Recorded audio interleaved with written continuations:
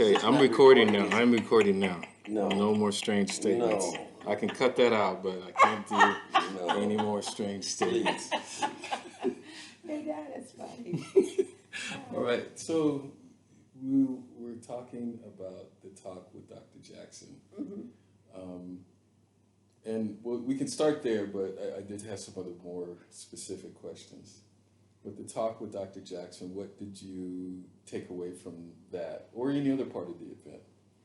I took a lot of notes when she was talking. Okay. And I have to look at them again because that's why I took notes, so I can look at them again. Mm-hmm.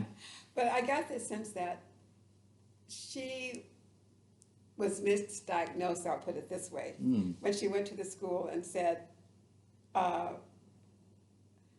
I'm concerned about my son, what's going on. And they immediately thought the boy was from a broken home. Yeah. And then at some point I turned around when someone was talking, I said, did Brandon tell you his story? Oh, wow. Wow. About this angry young man, kid, who was angry until he got into karate classes and kind of eased it. Yeah. But being in that environment, we brought you to a foreign land to live. Yeah.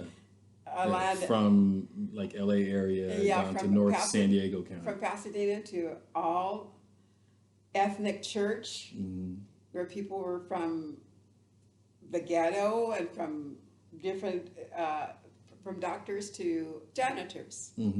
Yeah. And then you come to this strange land where you're the only chocolate face in the class except for Scott Walker. Right. At a private school, and they don't get it why you're angry. Yeah. Because they think you're different because of the color of your skin. They don't get it. They don't know anything about your parents, about how you live or anything. Yeah. They just think you're this kid who is different.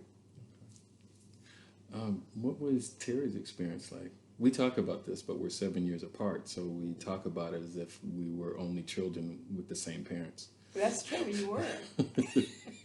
What was Terry's experience? I know she was in gifted classes at one point. How did that go? Okay, so Terry is a totally different person than you are. Yeah. You were more reserved. I could say to you, Brandon, do you like that? Yeah, Mom, that was nice. Inside, you're like, yeah!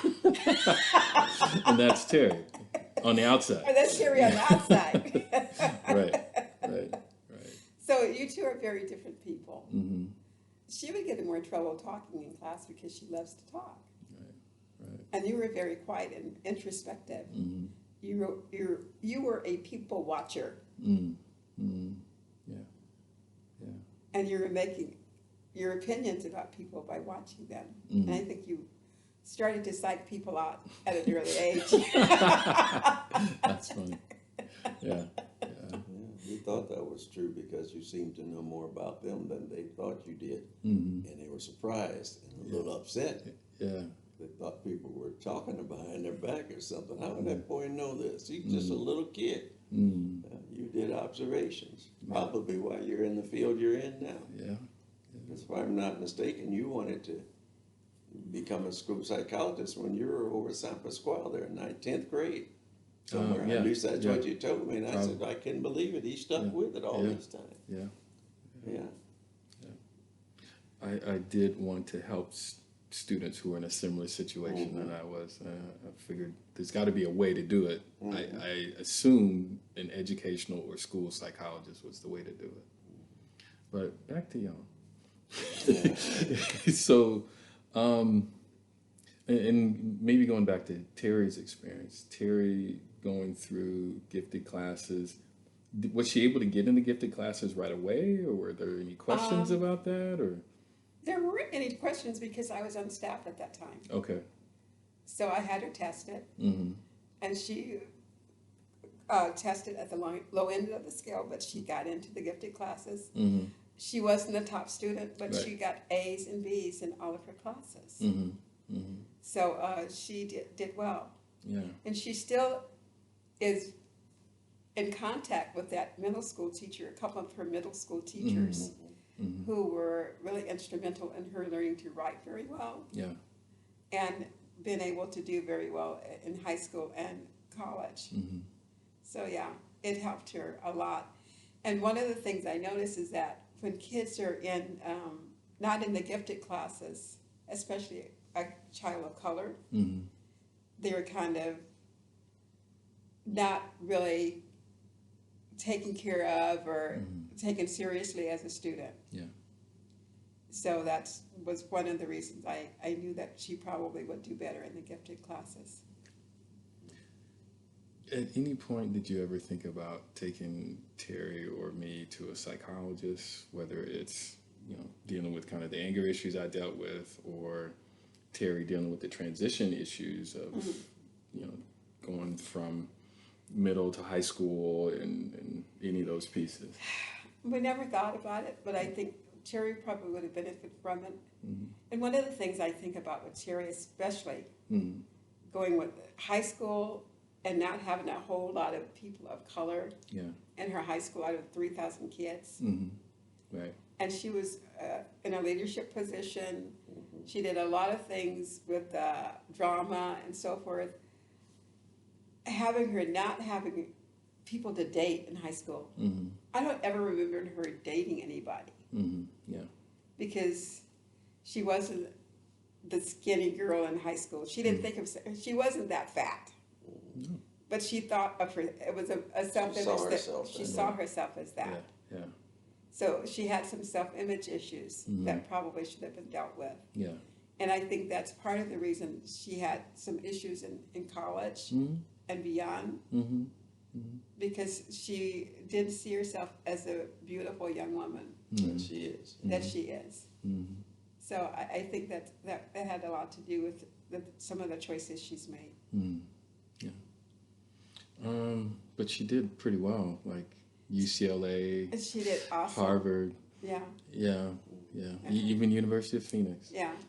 A master's degree. She has 2 master's degrees, which is like amazing. Yeah. I think Terry's personality helped her along the way. She is definitely an extrovert. Yeah. And there are no strangers, just friends she hasn't met yet. Because if you see her interact with anyone, new people, just met them, before 5-10 minutes, they're talking like they knew each other. Right. And before they depart, they're exchanging phone numbers. Oh yeah, let's see if we can get together and do this and that. Because they seem to enjoy being around her. And that, to me, helped her be able to navigate a lot of other things, no matter what the nationality or the ethnicity of the people she was interacting with at the time being. Right. She can go from in Oriental situations to Caucasian to Black to Chicano. She could do any of those and even get them to do things together. She seemed to have that kind of personality, and I think that's what's helped her along, as well as in the classroom, as she learned to not talk so much, because only in elementary or someplace like that, or secondary level, maybe junior high, is when you get a lot of that talking stuff, getting sent to the principal or to timeout or whatever, those kinds of things. I think those are very ineffective ways to deal with kids, but regardless of that, I saw her being able to navigate because of her personality, going like that. Whereas some folk who don't have that kind of personality don't express themselves, so people don't understand what's going on, and they just figure, they're just being standoffish or something of that type.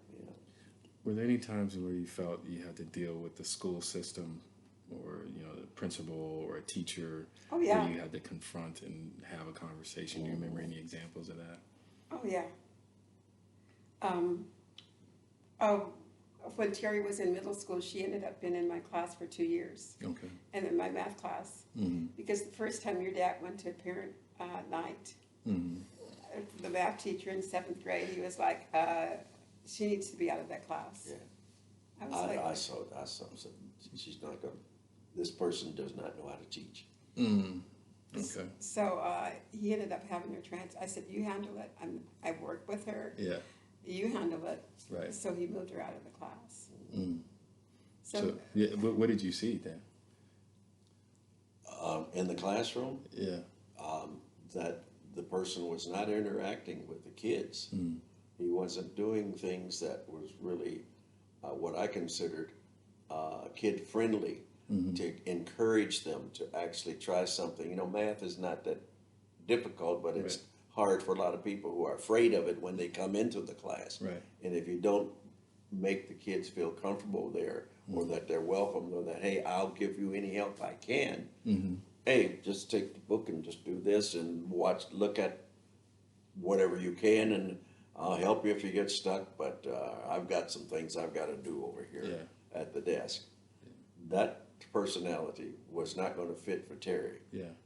I just knew that from the beginning. And then when she was in high school, she had this awful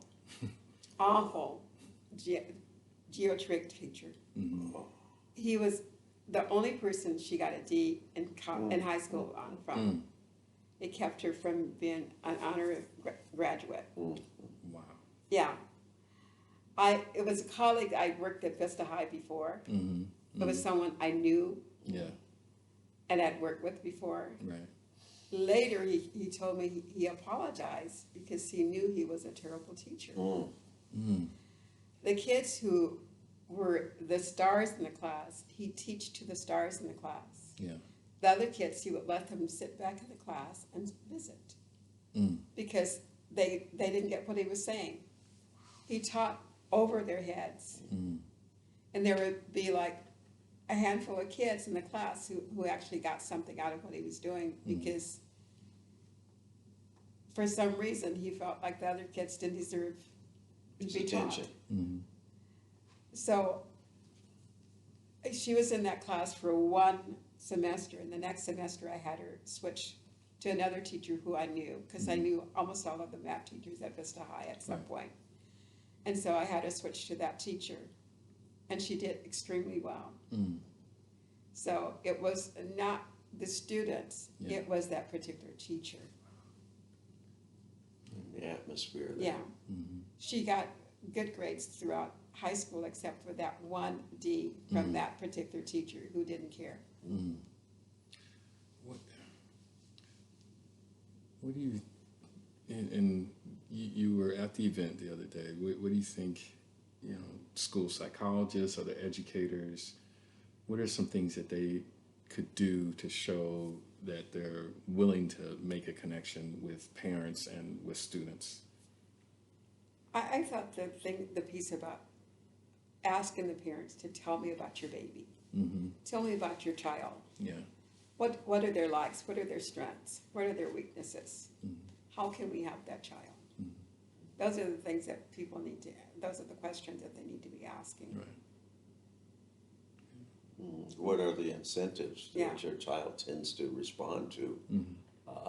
Not how smart they are or trying to learn about their IQ, but essentially what makes Johnny do what Johnny will do well. There's got to be something that makes Johnny happy.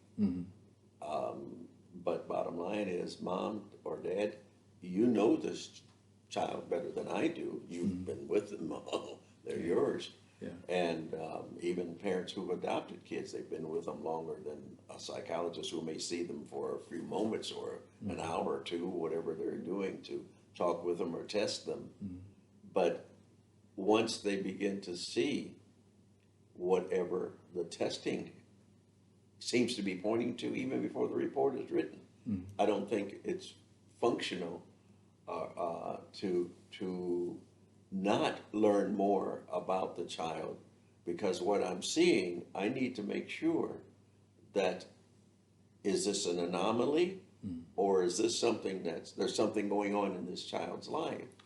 Not that I'm going to pry into it and have a parent tell me every little thing, but I want to know what Johnny or Susie feels about coming to school. What is it that they are afraid of? Because if a student really isn't doing well in school, and someone has referred them to me as a school psychologist to test them for blah, blah, blah, whatever they've listed as the concerns, I need to know why they feel that way. Why do they feel he has this or she has that? Yeah. Something's going on there, and they know more about it. Give me some antecedent behavior so that I can understand a little bit better. So when I do the testing, I might be looking for that. The kids who have test phobias and what have you, who are otherwise, when you speak to them, they seem to be quite intelligent, but you give them a quiz or a test in front of them, and they freeze up and can't do it. Something's going on there. And I don't mean whether they're dyslexic or something like that, but I'm talking about emotional issues, because school will bring out emotions all the time, because you are in a new place, especially like you're making a point of transitioning from elementary to middle school to high school, or just from grade to grade.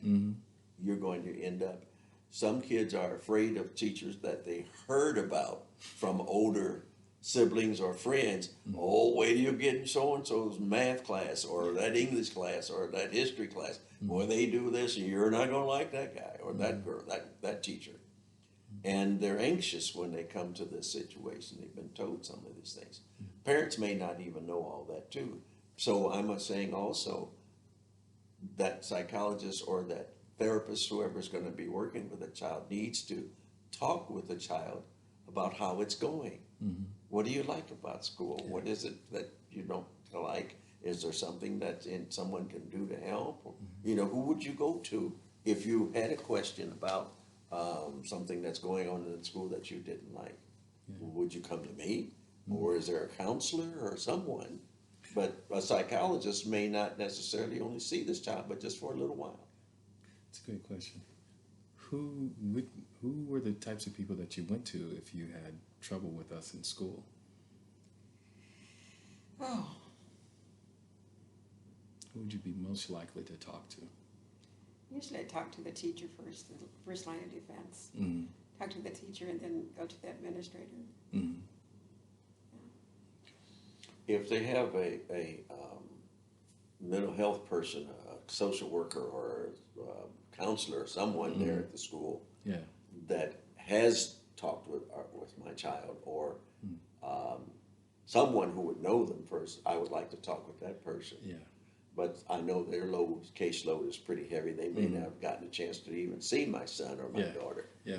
But I would like to know, are there people there who she hangs around with? I don't mean kids, because I don't have the authority to be talking with kids at a school site, without a parent's permission, that kind of thing. But I would like to know who are the others.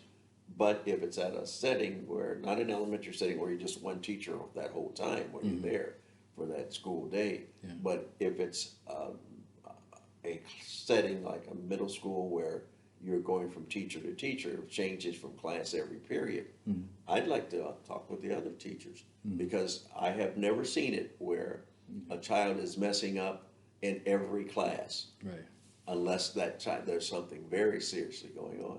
But I've seen it where a student's doing very well in math, but can't read well, or doing very well in the literary settings, the history, the English, but can't do the math. So I need to understand that that's the issue, so that I can zero in on that more and try to look for those problem areas. But I'd like to know the strengths too. So why not talk to the child's different teachers? If you had a chance to maybe speak generally with a school psychologist, what type of topics would you be interested in hearing from them about, especially when you were raising the kids? Oh, wow. That's a good question. That's a really good question. Topics. Or issues? It's a little general to respond to, but I think if I'm talking to a school psychologist, that's the question. What would I want to talk with them? If this is a person who is about to, or who has already assessed my child, I would want to know what ideas, not ideas, what did you see when you were actually doing the assessment, how did my child respond to you? Yeah. Did they shut down, or did they just get to it and try to hurry up and finish it?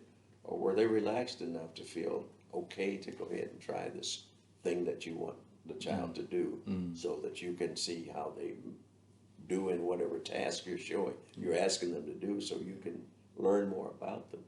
But I would like to know how I'm not saying it the way I want to. No, you're doing good.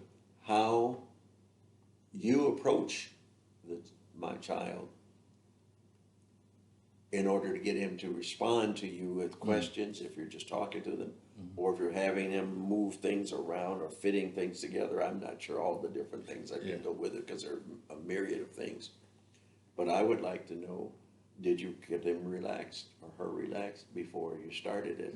Did you talk with them a little bit to get them at ease and say, this is going to be fun, or this is going to be really interesting, you're going to like this, as opposed to that which they're already scared because they don't know what you're trying to do, and they don't understand what you're doing. Like the person who has a child draw something, draw mommy and daddy at home, draw who lives in your house or whatever. And you, as a psychologist who's trained to look at those things and see some issues that may be there as to how this child has drawn this up, that's a whole new issue there. Because the child doesn't know, they're just drawing it. But what would you do with that kind of information? Any other thoughts on that, Ma? There were some ideas flooding through my head. Okay. I think putting the child at ease and seeing, talking to them, first of all, to put them at ease and letting them know this is to see how if you're having problems, we want to see how we can help you. So answer this honestly so we can help you. Because most children know that they need help. Yeah. So that's why they act out, because they know they need help. And they don't know how to get help or access that help. So it's just symptomatic when they're acting out. It's not, there's something going on there.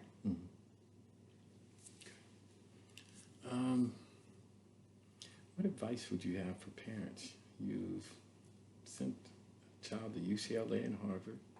You got a child that went to USC and earned his Oakwood. doctorate, and definitely Oakwood, HBCU, and community college, all those things. But you emphasize education and made it and got your kids through. Okay. What advice would you give to other parents about making sure that their kids make it to and through college?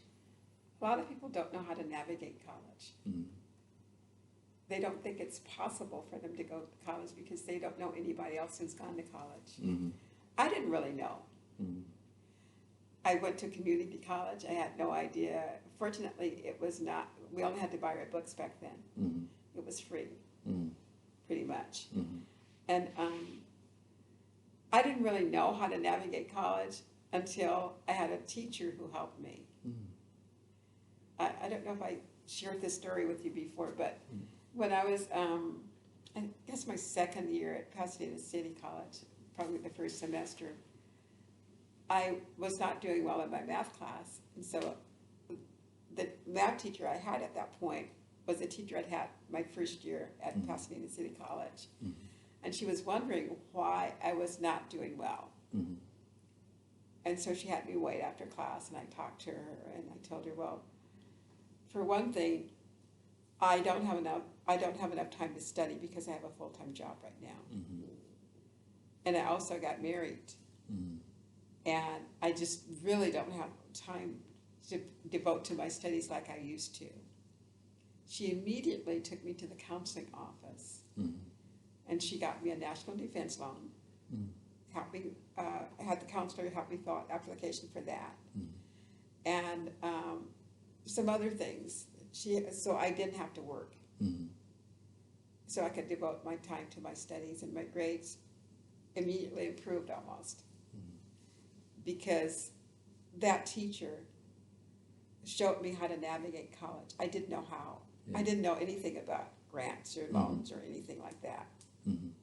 But because I was at the right place at the right time, and I had a good work ethic, she knew that I needed help because I didn't know. Nobody in my family, I was the youngest of 7 kids, nobody in my family had bridged the gap of going to college at that point. So how do you know? You don't know until you know.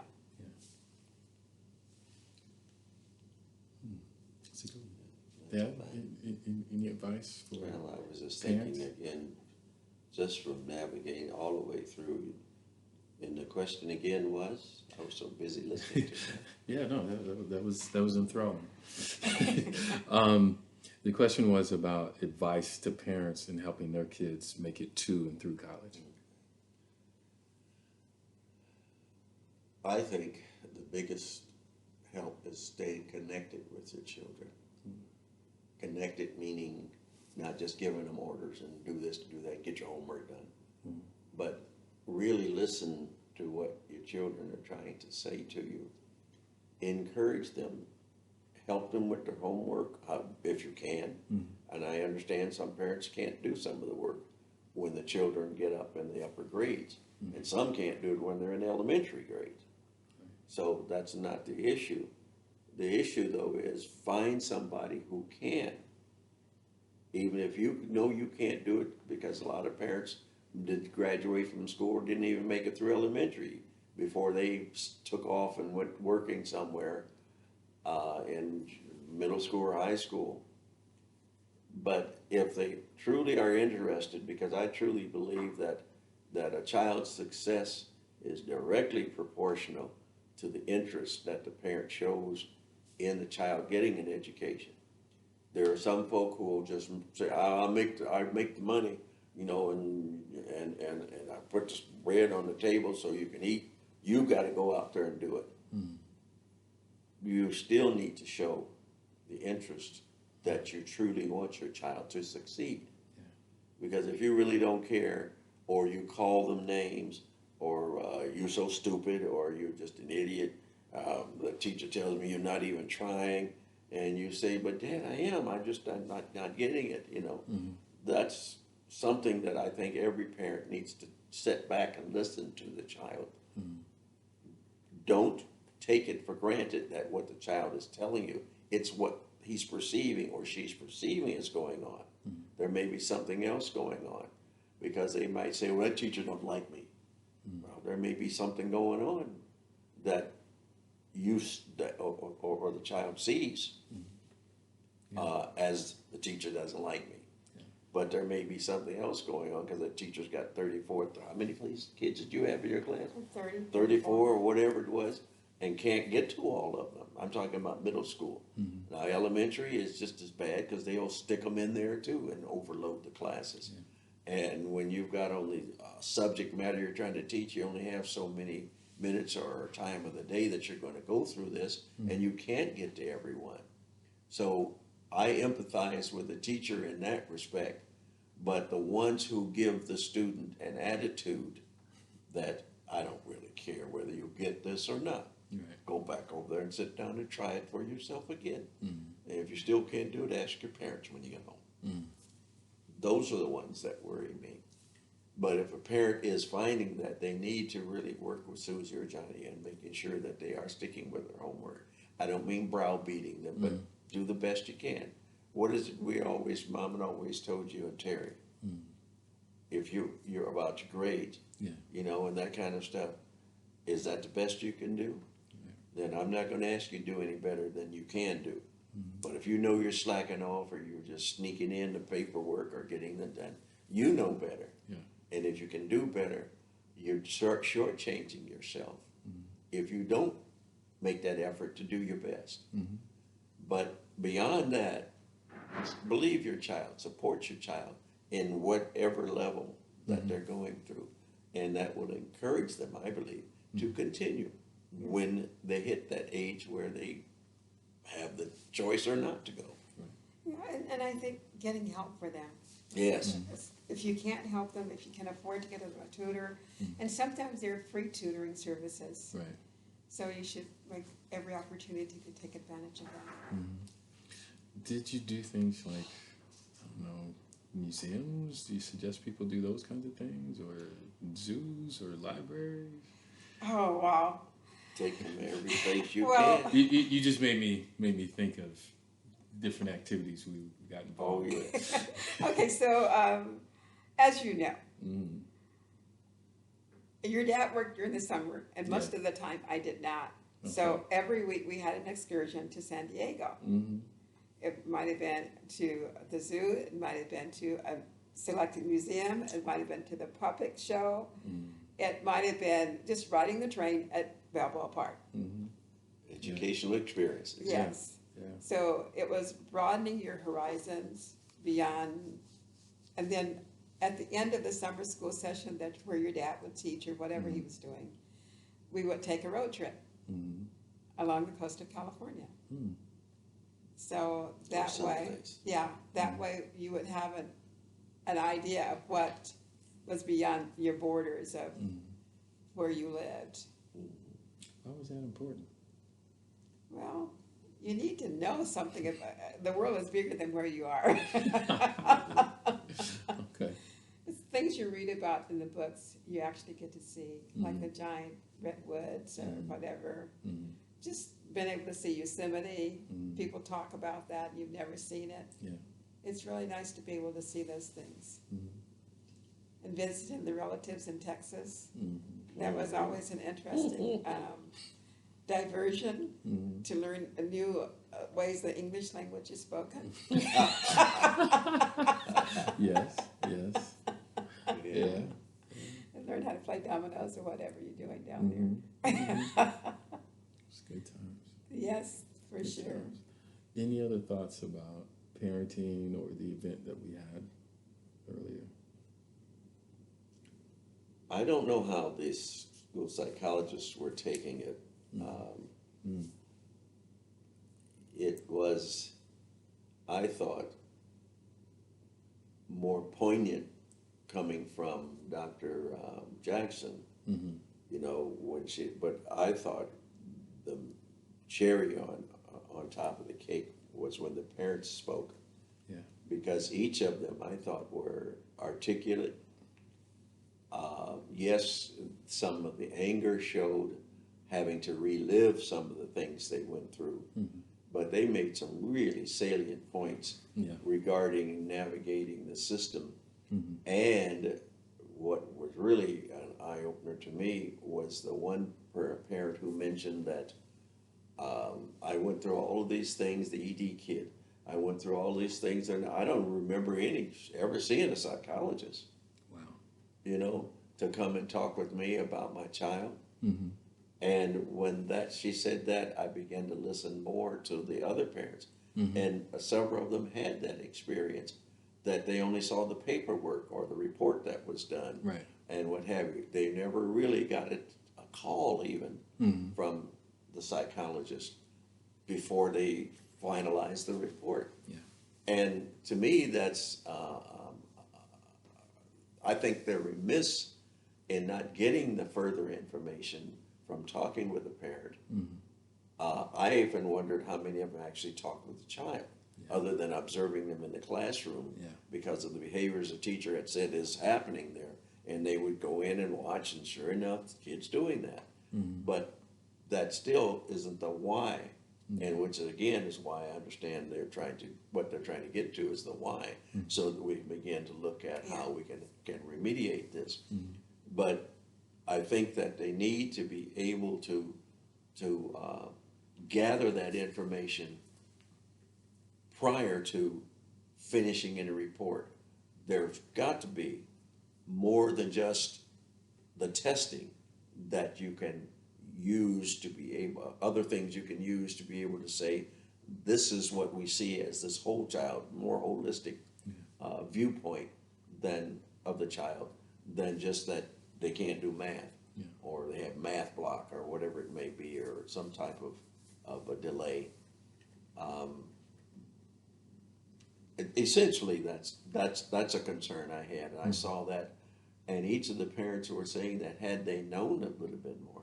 But what really surprised me, because I thought it was all going to be special ed, the parent on the left end who was up in Riverside area and had gate kids and had experiences like this, that they weren't serving the children even in the gate program. And was it because this kid is black and they can't believe this kid could be that bright? Right. Oh, they could certainly believe that they're that slow and retarded in the special ed program. Right. But so it was the whole gambit from the brightest to the kids who are struggling, like Lester, you know, Darryl. And he's wondering why it is. Now, back then, whether they had dyslexic diagnoses and things of that type, I don't know, because I wasn't even thinking about it back then.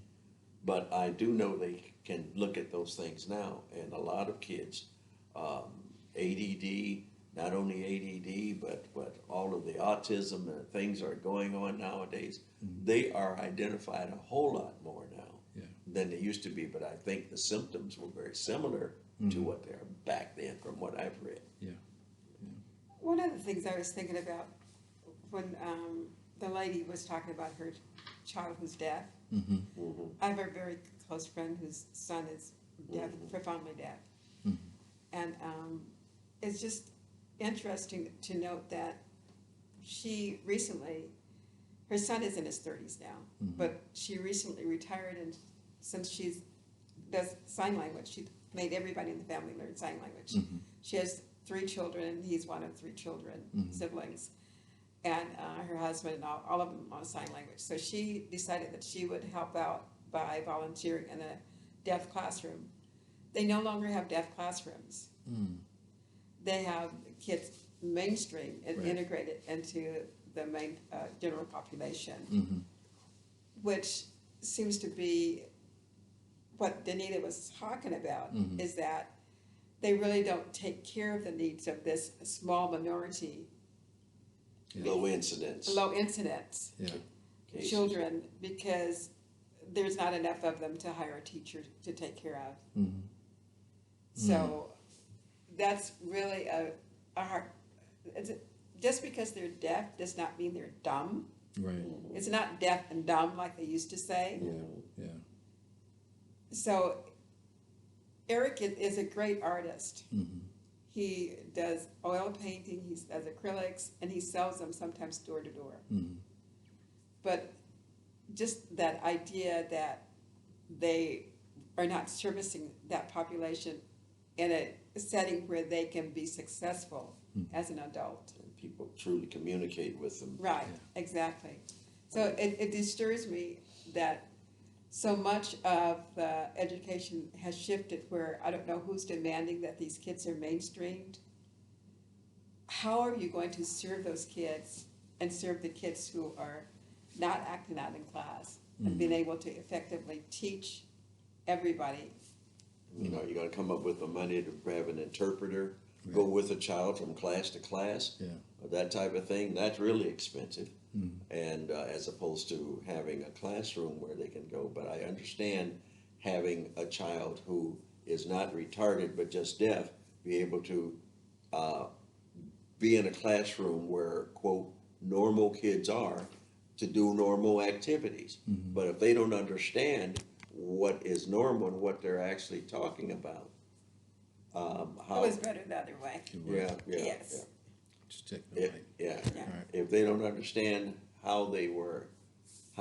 if the child cannot communicate in the classroom with other classmates, then that child is left on an island by himself right there. Whereas before they were actually able to communicate because they were learning the language. And the teacher was just signing with them. Don't give that. Again, I think it goes back to perhaps the conversation that folks are having with parents and kind of their lived experience and being able to make changes rather than, I think as one of the parents said, you know, sometimes you're trying to fit the kids into the boxes. Yes, exactly. Rather than... this is the program we have, and that's all we got, so we got to put them in there. Yeah. And it doesn't suit the child unless you, like I say, have an interpreter go in with that deaf child who can sign what their teacher's saying, and so you can understand what others are doing, etc. And I know that would be really expensive, be prohibitive, especially if you spread them all out in all the different classes. Right. It's kind of rough. One thing I remember though, especially in all the IEPs, and there were so many of them that I sat in on as the administrator for that particular IEP meeting, I would make sure that the team, whatever specialist was on the team, before we would have the parent come to the meeting, I would make sure that they not just present their data, but when it's time to be able to say, this is what we recommend for your child to help them or him, I want you to be able to, in your own language, the parent's language, be able to explain to that parent what it is you think your techniques or your methods you want to use, how it will help that child, so that that parent can be relaxed and understanding that, yeah, they really are trying to help my child. I think they truly understand my child. Yeah. Because if you just use I was going to say 50-cent word, the $5 words now, and it goes over the parent's head, it hasn't accomplished anything, because the parent cannot help you when that child comes home from whatever activity you have designed to have this child go through, talking about the goals and objectives. You have a goal, but you have objectives to get to that goal. And step by step, how are you going to help this child? And if there are methods and things that you're going to use, even the speech therapist, whoever's going to be working with the child on a daily basis. Now, the psych you're normally going to do that. Right. They're already finished a report and they're done. They're ready to go on to help somebody else as far as assessment goes. But anyone who's going to be working with them on a basis, whether it's a speech therapist, an occupational therapist, or a physical therapist, whatever it is, make sure it's clear. Yeah. If it isn't, the parent's not going to be comfortable in agreeing with it, and won't have the confidence to really follow up at home with Susie or John. Yeah. And that's all I have to say on that. Thank you, Mom. Thank you, Dad. That was good. That woke me up. I was fading, man.